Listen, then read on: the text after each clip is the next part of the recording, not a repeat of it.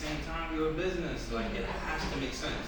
So you pretty much recited everything I said to him. Really? Everything. Like, yes, you could take it as, it's not a loss because you're going to get the exposure, but at the same time, it's like, financially, the business structure is to develop yourself. So at the same time, like, I get it. And at the same time, I was explaining to him the other entities that you could use to outbrand, social media, podcasting, things. Oh, yeah, you can bring it soon. Things of that nature. Oh, thank you. I like the vibe. Yeah, I feel like that's something that we haven't focused on here, was marketing. That was something I felt like our product would do that for us. Have you ever read the book The Purple Cow? No. So it's a book called The Purple Cow. It's about marketing, but it kind of puts the focus on the product and not the marketing strategy. I like that. Right? So if you have a product that is a purple cow, which you see a purple cow, you're like, it's like this extraordinary product where it'll create, they call them, I think, sneezers. And what happens when you sneeze is spread. So what happens is when somebody consumes or experiences your product, they tell people. And that's what spreads, and that's what continues to spread. I like that. I like that. That for me, that works. Yeah, so we haven't put much into marketing, and I don't know if it's a gift or a curse, because in the beginning we didn't feel like we had the capacity for the boom. I mentioned that too.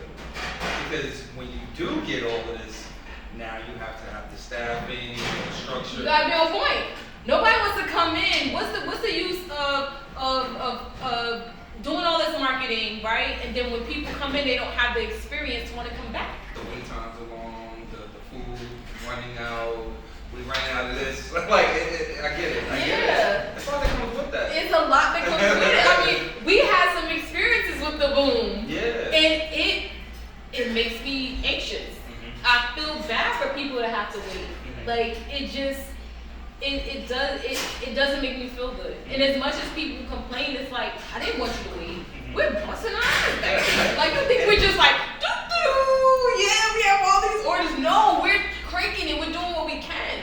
And people still aren't satisfied. It's like, I get it, but we're doing what we can. It's not like we slacking. Yeah. We try to plan in advance and do all of that stuff, but sometimes you just can't calculate how much of a boom is going to be. Yes. Quality over quantity. Yeah, I remember this specific day, and it was like the worst day for me. We planned chicken and waffles. Oh, God. And we have been open maybe a year and a half. I'll have to be checking my phone. But we advertised it. Not paid advertising, just like on our social media, we had chicken and waffles. And it was supposed to start that night, I think, like 6 o'clock. Something like that. I think it was like 6 to 10. Okay. And the line outside was bananas. We didn't even open. You got crazy? So you didn't do your regular, you just kind of did the 6 or? No, it was just chicken. It was just chicken and waffles. It was the time, I'm trying to think how we structured things back then, but it was just that special. Okay. It was nothing else going on in the restaurant. Okay. I believe we had desserts, but I think it was just chicken and waffles. Okay. We weren't doing sandwiches, because it was like, I think we had ended the day, we're like, we're just gonna focus on this, right? We had 2 waffle makers, industrial waffle makers. So we had 4 waffle makers. We had like another person making the chicken. So she actually made it from Vegan, she had the chicken strips. Her chicken was rocking. Yeah. And let's say we said, okay, we open at 6, and on our ordering open at 6 o'clock. Okay. I'm walking by because I had to manually turn it on. I turn it on, and when I tell you the machine was spitting out like constant, like it was just like, oh my God, like I was freaking out. And it was so funny because the first people that came in was watching me freaking out as I'm looking at this damn machine spitting out all these tickets, and the line outside is already around the block. Like, bro, it was the most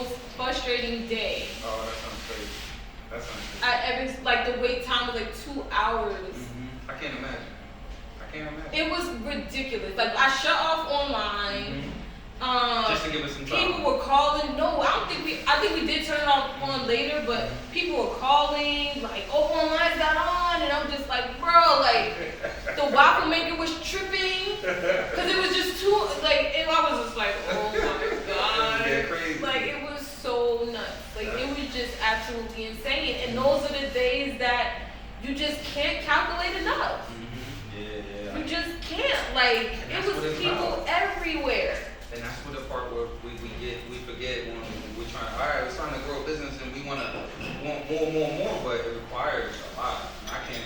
I only do t-shirts, and sometimes like in the past I've done That's what I wanted to ask you. Like, what? Like, I've seen you around. We never had a conversation, so this is our conversation. You know, a lot of people I interviewed earlier, like I've known them for some time, so this is good because it's like we actually get to know each other a little bit more. We had some conversation off camera, so you got to know me a bit more. Yeah. So listen, shout out to you. I've been inspired from day one, and at the same time, it's really been inspiring, especially Black business, and in the area. And at the time, like we came out, like I was struggling to have some vegan friends or a place like you feel like you call home and have something like this. I love chicken too. And when you came out with this, it was perfect. So yeah, I started doing like t-shirts like 2020. Okay. So I had seen you. I would see y'all at the New Jersey Vegan Festival, like, down in the city and stuff like that. And just pretty much I started doing t-shirts and somewhat because I wanted to share like some type of vegan Southern/Caribbean dishes. So I would do dishes at home, and I would get overwhelmed with just that. And it was so overwhelming because it's me doing it at home, and I got people hitting me like going crazy. So I can only imagine like what it's like, running a full-fledged business and having, all of these things going on. So, but like as far as like marketing and all that stuff, like I've also experienced like going into like either over purchasing or even having less. And sometimes like, it kind of put me in a space, but I was having a conversation with my barber earlier as far as like, it's kind of like one of those situations where, I can have a whole bunch of extra stuff, but at the same time, or go to these other venues, but it has to make sense financially for me. Yeah. Because, at the same time, like, when I target the vegan festivals, it makes sense. You're going there for vegan food or what other extra merchandise you should get. So I had a lot of fun with it. I'm trying to get back in the mix now.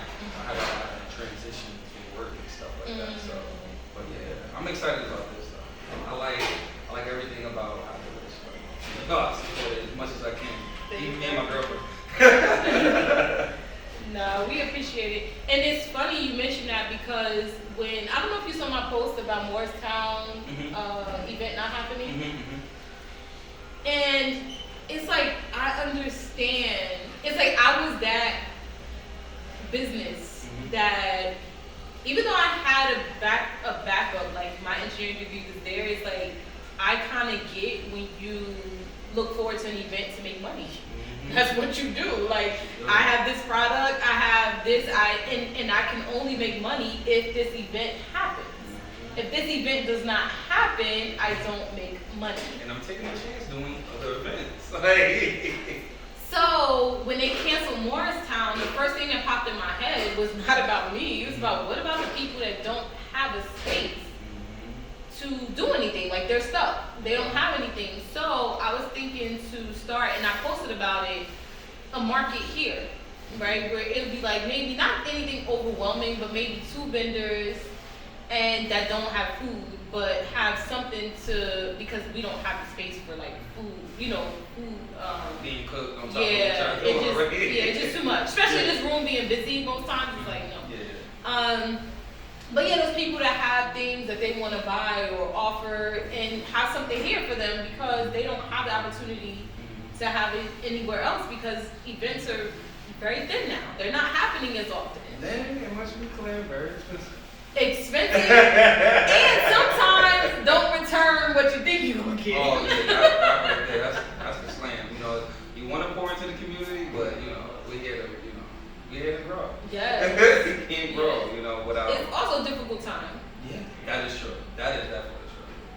It's a very difficult time. It's hard to read. As a business owner right now, it's so tough for me to read. You know, when it's gonna be busy. When, like, some days it'll be snowing and the store will be packed. Then you have another day it's sunny and it's not. It's like, what is going on? You cannot gauge. Like, I remember it was a full blizzard outside and we were packed and we were looking like, what in the world? I overeat everywhere. Listen, if I look at my overeat bill, I be like, I'm lazy. I overeat and I be driving home. I'm not trying to go that way. Listen, anytime you see my name come through that, I'm not here moving. I just don't want to come up this way to go get it, but I want it. That's sweet too. But yeah, so what else are you into? You had t-shirts and just t-shirts. Young Vegan is my brand, and I do have a vision of having something called plant-based because that's pretty much like some of my styles of cooking that I, traditionally, like when I first became vegan, I was trying everything, trying vegan food, because I didn't know what to do. I didn't know what to do. I was over here just doing beans and salad and a little bit of hot sauce. And now, like, I started to, like, Canada taught me a lot. Canada veganism out there is like really, really A1. I do like more like a Caribbean style dish, even though I'm American, but I do like that Jamaican. Is that your background, like Yeah, born and raised in Jersey. Okay. Yeah. So but yeah, like when I went out to Toronto, I was like, oh, so many different curries and spices and bread, and I'm like, okay, I'm gonna just eat the beans. Bean salad rice. Bean salad rice with a little bit of salad, like with a little lettuce wrap. But yeah, so like I like colorful dishes. I like peppers. I like onions, and I just wanted to like share that and show that to people. What hopes is going on all that. But I used to be a bus driver in a marathon. So wow. So in 2016, I got introduced to marathons. I was always kind of running because I come from like a boxing family and a boxing background. So, fitness has kind of always been my thing. So, one of my friends introduced me to veganism too. Like, it was a crazy situation, but it was a day I made some meat. I made some chicken, and I didn't like the way it was being made. I'm looking in the oven, I'm like, it's about to go swings. So I go to work and then he's talking about all this vegan stuff. And I'm like, I've heard him speak about it before, but now it's connecting a little bit more because I saw the chicken. Yes. So like now I'm like, I got this chicken, and I'm not sure like all that stuff he was just talking about, like pesticides and GMO, and I'm like, I think if I throw this chicken away, it's gonna be alright. So it was like something good. I did it cold turkey. Wow. Like the next day, I had went to Whole Foods, and the lady that I went to the register, she was actually vegan, so she walked me around the whole store, showed me this, showed me that, introducing me to like, seitan. Even though I feel like those things are great startup points for people that just getting into the lifestyle. Then you're graduating to like more exotic. Exactly. Things, so because it can get a little complicated for people, but it's really easy. And then you got people like yourself that's introducing a YouTube page where you're showing styles of different dishes, and it helps people. But so in the midst of me turning vegan, I started to run marathons. I ran a lot of marathons. Like I ran 5 full marathons and 14 half marathons. Wow. From here to all the way to Tokyo. Yeah, so I made vegan food pretty much every day. Wow. So yeah, outside of that, in between me like driving buses and running marathons, 3 years ago, I got into trucking. So it kind of like threw everything into a loop, like we were speaking about beforehand. So I love trucking. I feel like I'm settled in. So now I can get back into health and everything else that I had going on. So that's pretty much where I'm at right now. Wow. Is it difficult on the road to find food and stuff? Of course. Yeah, I bet. You go, orange fries, potatoes, and toddy in the trash. And if I'm scavenging, this is why I love chickpeas, because you can do so many different things. Yeah. Put on a salad, put on the bread, you're good. Put on a pita, you got a pita. Crackers. Whatever you want to do. There's so many different things you can do with it. Being on the road, chicken shacks. Chicken shacks, French fries, like you just said, and so you know they got food, but I'm just saying, like, it's really hard. So most of the time when I went over the road, it was chicken too very good. Because at the same time, I was team driving, like me and my boys. So we don't have time to like flip no mushrooms or nothing. Yeah. I gotta eat fast and get enough sleep before the shift starts. The truck don't stop over. So now that I'm local, I come home every day.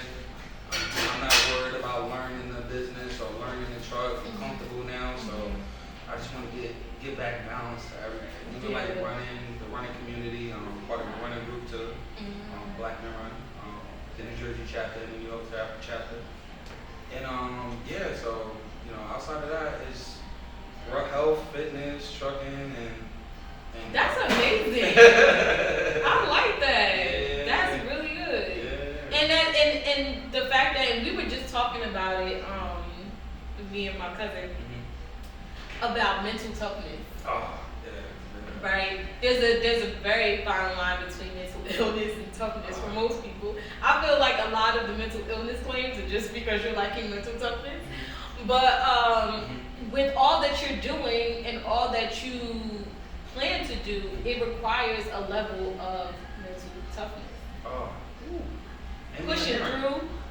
What was talking about? Scheduling this because you got parenting on top of all of it. Yes. It's a lot of things to juggle. Yes, it's a lot of things to juggle, but you just have to understand what the agenda is. What the purpose? Yes, like yeah, once you understand this is it. Yeah. This is it, and then you show up because you know it's required of you. I have to show up, I have to get it done. So and it's not work anymore. It's not work. It's fun. Even on the days where you feeling like you said tough, it's like, you know what? Yeah. You're doing it for yourself. You're doing it for serving the community as however you look at it. That right there is priceless. So I like that. Yeah, I appreciate it. So we missed the first part. Okay, the first part we supposed to introduce you. We went backwards. Oh, we went backwards. So this is Prince, known as Vegan Prince. He loves our chippy tuna, and I know he loves the grits and hash. Because every time Prince comes, we know 2 grits and hash. 2 grits and hash, yeah. And I remember, what was it, Father's Day? I was about to post. Oh yeah, I think you posted it that day. We're like, they hooked me up, and you guys were late. We was like skinning the team. I'm like, can you please make it And y'all made it. I appreciate that. Nah, we try and actually we're playing again with schedules, agendas, and everything that goes on.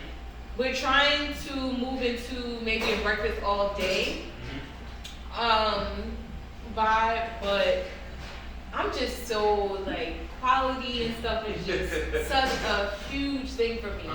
I just have to make sure we're gonna be able to hit the mark. Okay. And that's all. Like saying it is one thing, and actually being able to do it and make sure it's still top level is another. Yeah. Like, listen, I appreciate it because there ain't no breakfast by now. I know. I'm gonna tell you how breakfast even came in our menu. I didn't even finish to introduce you. How breakfast came in our menu. So we decided to go away. I didn't know where we were gonna go. I knew I didn't want to go on a plane anywhere. So I just started looking up like the best places to visit. Oh no, I started looking up national parks. Something in my head was like national parks. So I started looking up national parks, and I saw it was a national park in Maine. And I think it was Acadia. I think so. I'm sorry, I could be saying the wrong name right now. It was a while ago. And so I was like, highest point on this side, let's go. So we drove to Maine. Dog, kids, everybody. We went to Maine. That's funny. And we got there. The first day we arrived, of course, we gotta have breakfast. Like, we're a breakfast family. We're breakfast all day, every day we can eat breakfast. I love that. Breakfast is like it. So we found a restaurant that offered a vegan breakfast option. We went there, we started eating, and my oldest son looked at me and said, Mom, you need to open. You need to start breakfast at the restaurant. And in that moment, anytime somebody suggests something, my wheels start turning. So I'm like, yeah, well, we already have the plates. And we have recipes because I built recipes at home to feed my family to get them to start eating vegan breakfast. So it's like, okay, well, when will we do it? And I started asking questions and thinking about this diner style thing, you know. So that's why when we first started offering breakfast, we called it diner style, because I wanted to separate it from what we already have, which is breakfast sandwiches. So I wanted to make sure when we said breakfast, people knew it was the pancakes, you know, the grits, the waffles, it was all of that stuff. And so then when we launched Diner Style Breakfast, so we came back. It took a little bit for me to like get things done. We found a chef to help us because we knew we were offering breakfast is more work. So we found a chef, and it was like things just kind of fell into place. And then we started with one day we sent out like these private invitations to like our customers. It was like, you know, we're dropping this. We're starting Diner Style Breakfast. Come get a plate. So we offered them a plate for free, and anything extra they didn't have to pay for. And people like filled up the room. It was crazy. We were cranking all this breakfast. People were like, oh my God, this is so good. And that was the start of that, like confirmed. This is it. And that's how we started breakfast. Just from my son saying, Mom, you need to, you know, this is not good. You need to do breakfast. And it was like, it wasn't too bad because it was like we already had the recipes. So it was just a matter of just implementing it here. I'm going to be honest. Out of everything in the tri-state area, especially the places that's not open, because I used to travel to Philadelphia to get breakfast. I'm a Tasty. Got it. I'm like, I already knew. Like, whenever we in Philly, Tasty. I mean, like, gotta go to Tasty.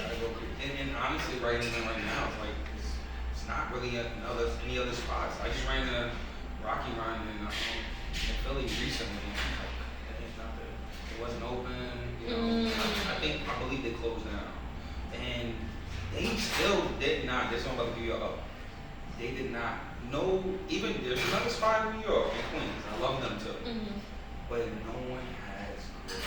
That right there separates you from everyone else because grits mean everything to me. I love it. Listen, I'm Black American. Love me some grits. Like, grits are it. Listen. And anytime my mother made us breakfast, it was either home fries or grits. Like, it was either one of the two was on that plate. And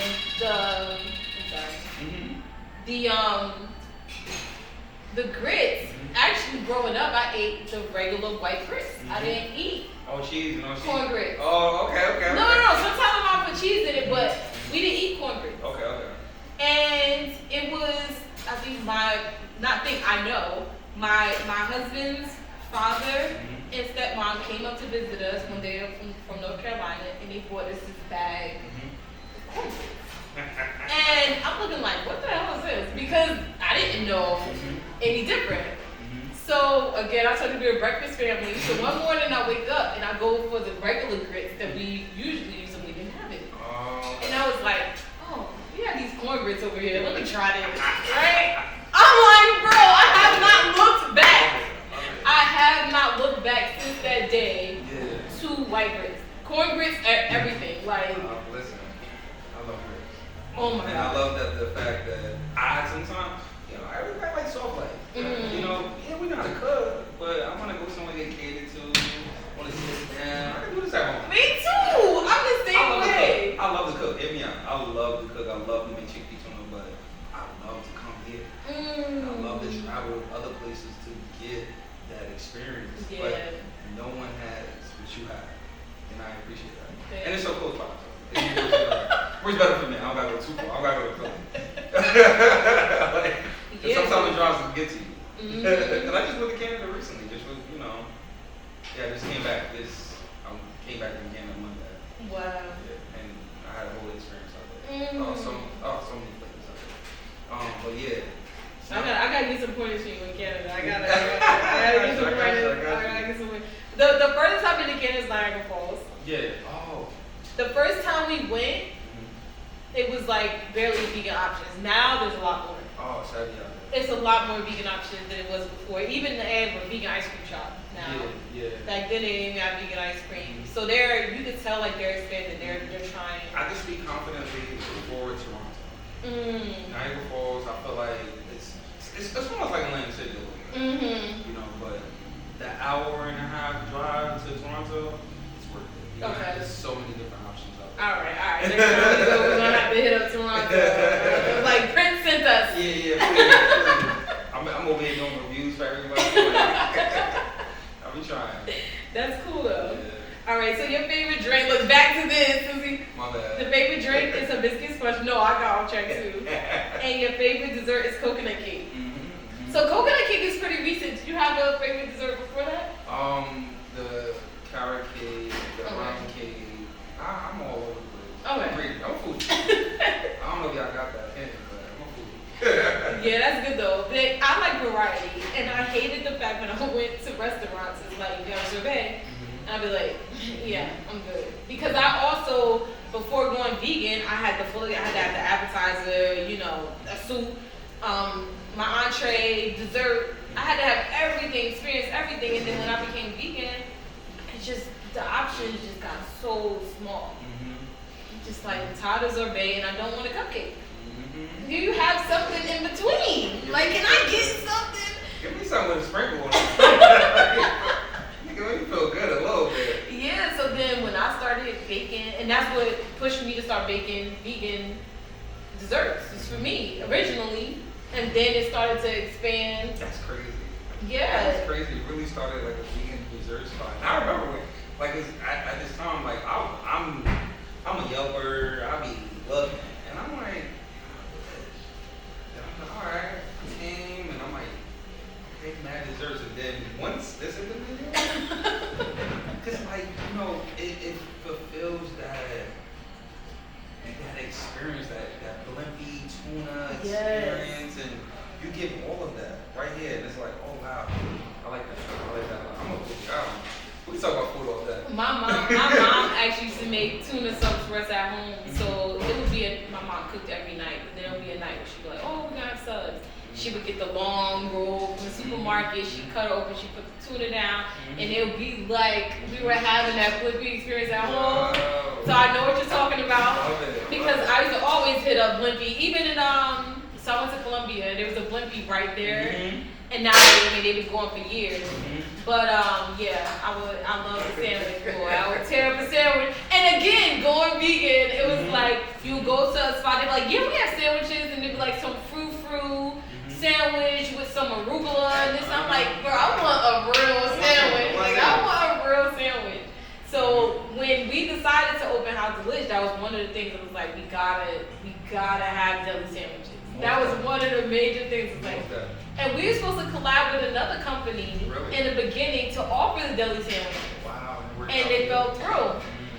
They decided they didn't want to be a part of it. So I'm like, I'm gonna go get it. I'm like, I'm gonna make this happen. So we decided to put on the menu, and yeah. Now you got a thing going on. At one point in time, you did do like little pop-ups too. Yes. So we had, again, my idea when I had my space was to share it with people that I knew. So throughout the years, we have met so many different entrepreneurs that made food that we appreciated. So I wanted to share that with West Orange, or the people in this area. So I knew, you can't travel to like upstate New York to get this Caribbean food. So I will invite them to come here. And they did really well when they came.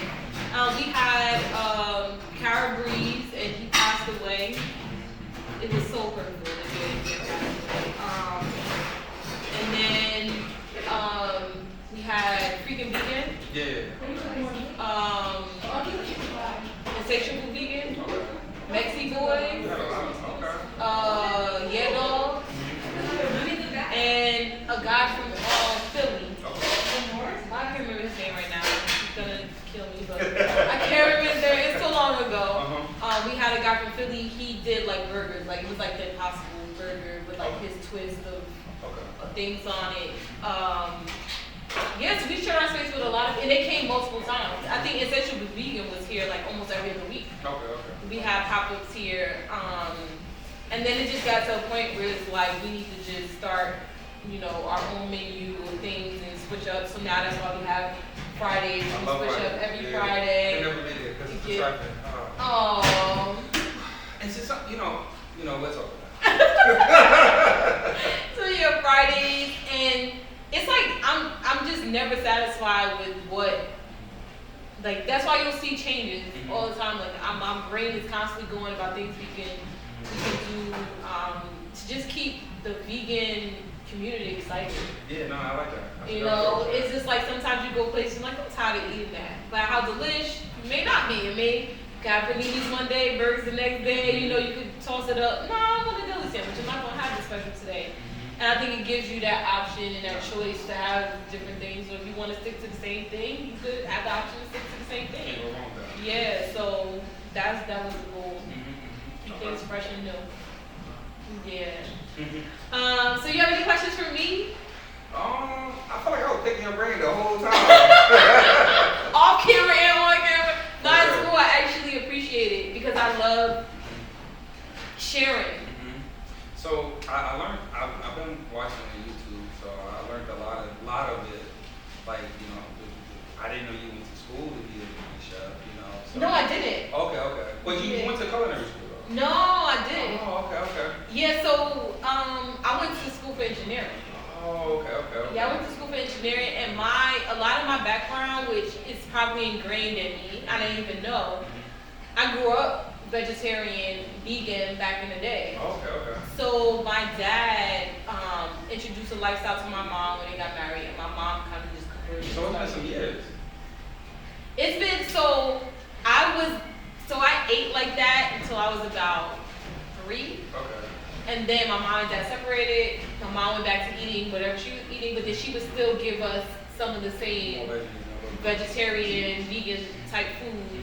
My father's side of the family was always that way. Oh, really? Okay. Yeah, they never changed. Okay. My dad, after he was married, he flew off the deep end.